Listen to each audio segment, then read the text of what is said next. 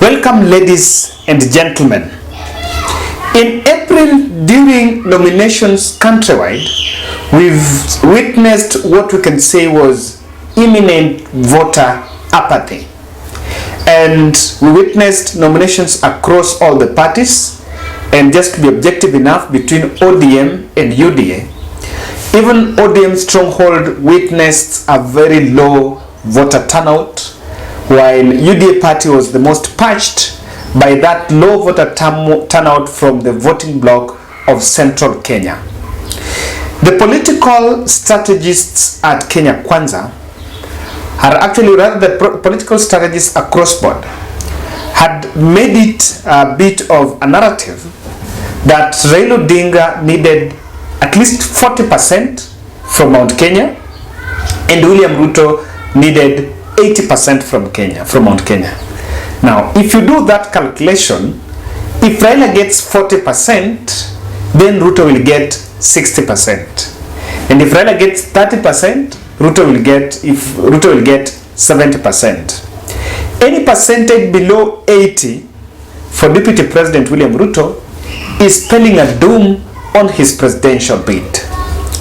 And there have been different models of campaigns that we have witnessed both on either side.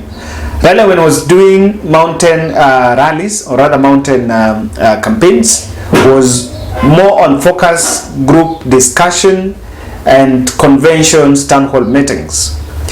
Kenya Kwanza, through William Ruto, has also come up with the BUEM, bottom-up economic model.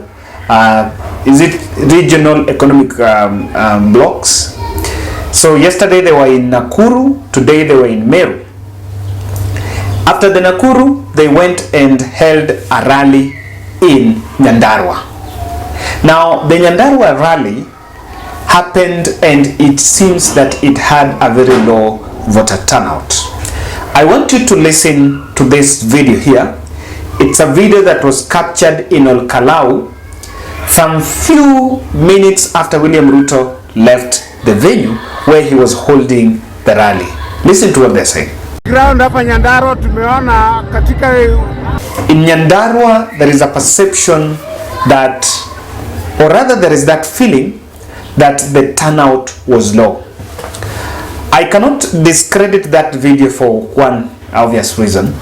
The people speaking in that video are boda operators.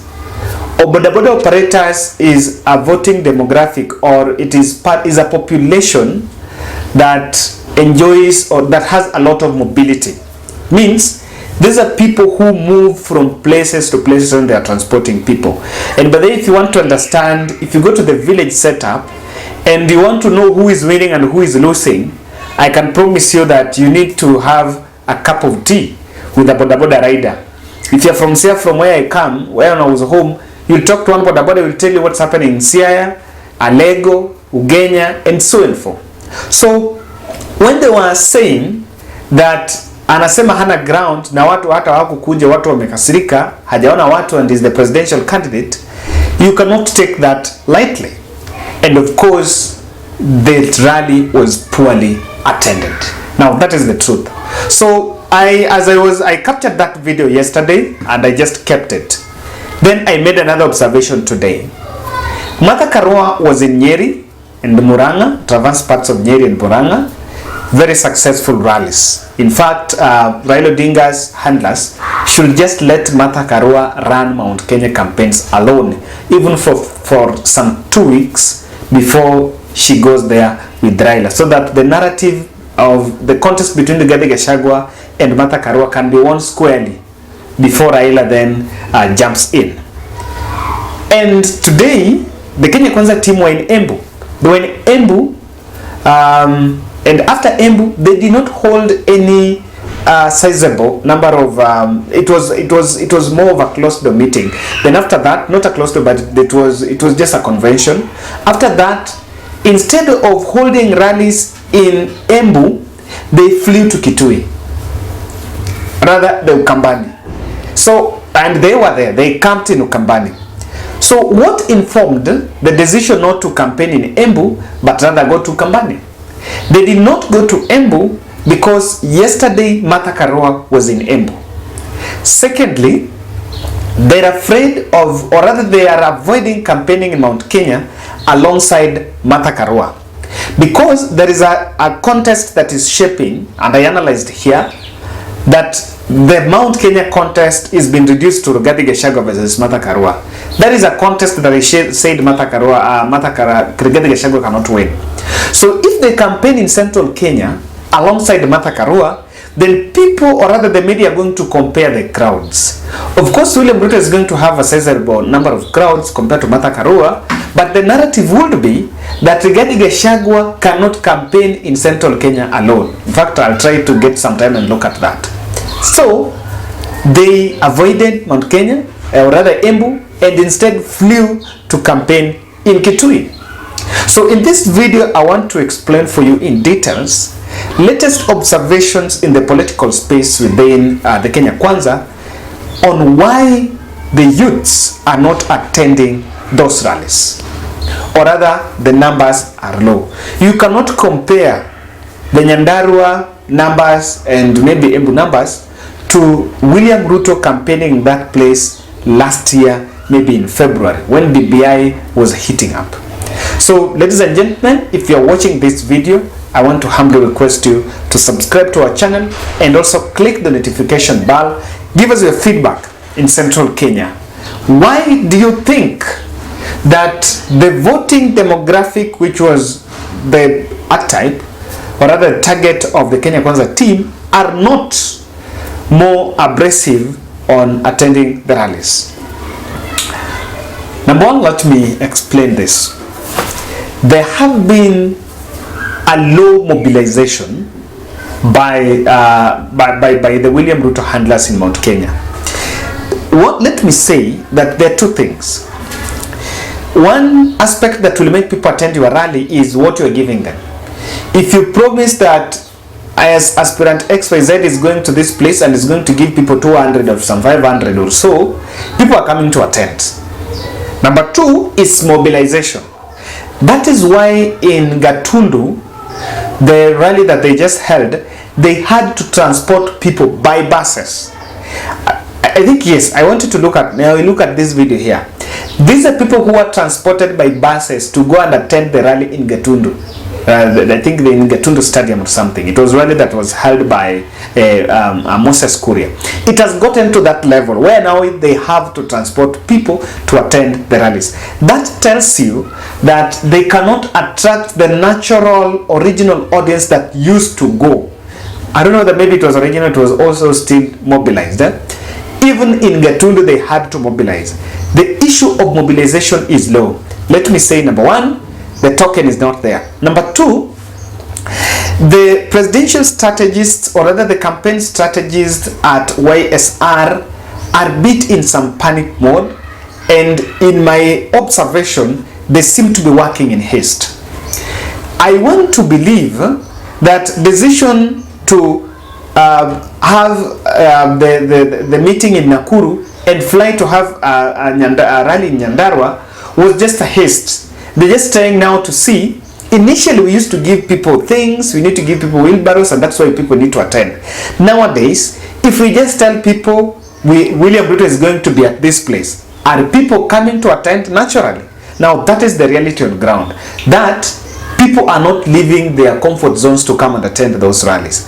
Now, that is number one, low mobilization. Number two, just on the haste, look at Embu. They came from Embu and flew to Kitui.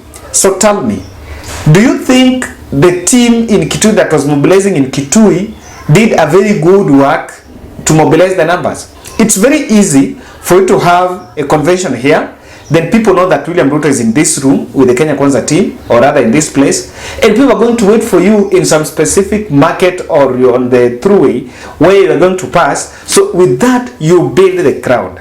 But the haste in trying to campaign and the central Kenya matrix is becoming complicated with the penetration of Martha Wangari Karua. So low mobilization is also a factor that is considered. But I was just also figuring out, and this topic I really I consulted extensively on what exactly is playing out. And one of the communication, very prominent communication consultant, Mr. Eric Njiru, yeah, let me give credit where it's due. He was telling me that the messaging, and you can also give us whether you think this is also a factor.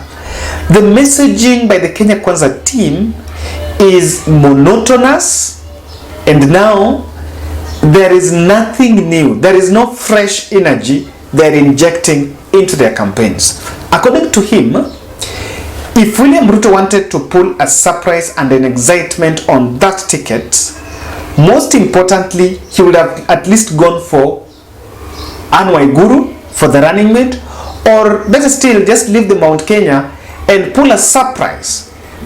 Maybe even go to Mombasa and pick a running mate from Mombasa, maybe Hassan Omar, or go to Western and pick, not even pick Mudavadi who's been in the circle, try to get a candidate like perhaps even Oparanya. That would actually inject a new fresh of blood in that campaign. I wish you can also challenge that. 3, the ties with the church are dead. the friendship between William Ruto and the church are dead. By the way, the mobilization, I was watching a video and one of the analysts was saying that the mobilization was so intense that even on Sundays, the church leaders will receive some tokens, monthly, weekly stipend, just to campaign for Deputy President William Ruto. So as people, as now elections are now heating up and the reality is dawning on people with now President Uhuru Kenyatta even hitting on the church, and now there is clarion call for the church to be neutral, that mobilization is not there. And even I think a church elder was making an allegation the other day that people are leaving their church, or people are leaving his church because of politics. That when he brings candidate X, and sometimes people don't like the candidate, or people think the pulpit is politicized, and people are leaving his church. So one thing that is playing out is that the ties with the church is going down, and then the uptake, or rather his presence, is not being felt on ground. Lastly, if you ask me, and this is my opinion, the central Kenya consciousness is sinking. And what is making it sink is the brand of politics that Martha Karua is injecting on it. She is relaxed, and if you look at the way she's talking, she's saying that we can differ without heckling and insults. Let's be based on issues. And Martha Karua is talking about corruption, is talking about, and the other day, I think it was the other day, she was saying that kama wewe kuja uninyang'anye microphone, kama wewe unaona kwamba unaweza leta kuja uninyang'anye microphone, you know, that will really sink to some people. And the fact that she's trying to gel with the women constituency is very influential, especially in the Mount Kenya. Some of these things have played out, and there is a perception that much of that polarization of the hustler nation, of the wheelbarrow, is now going down, and that is why people most likely are not attending these rallies. Ladies and gentlemen, talk to us about what's happening from where you are, even if not Mount Kenya. What is the uptake of these rallies by the residents? Or is it that Kenyans are just tired? And that's me in my next analysis.